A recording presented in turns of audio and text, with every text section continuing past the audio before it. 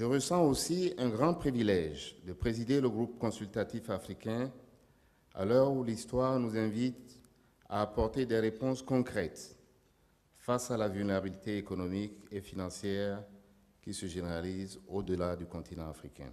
Notre groupe devra de nouveau faire la preuve de son leadership et de sa détermination à assurer le progrès du continent et de nos pays respectifs.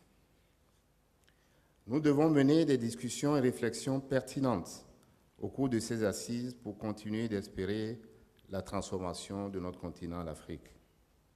Pour l'Afrique tout entière, il est question de résister à la crise économique mondiale et face aux enjeux considérables en termes de croissance, de finances publiques, d'équilibre macroéconomique et de développement. Le président béninois Patrice Talon a exhorté les représentants de ces institutions de Bretton Woods à plaider le cas du continent auprès de ces institutions pour accroître ses sources de financement.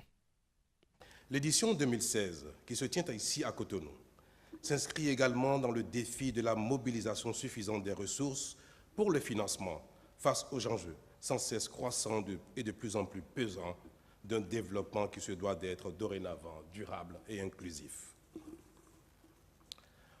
Mesdames et messieurs, honorables invités, comme vous pouvez vous en douter, les engagements et résolutions pris il y a un an à Luanda, de même que les objectifs fixés, n'ont pas été tous atteints, du fait notamment de la conjoncture peu favorable dans laquelle ont évolué la plupart de nos différentes économies.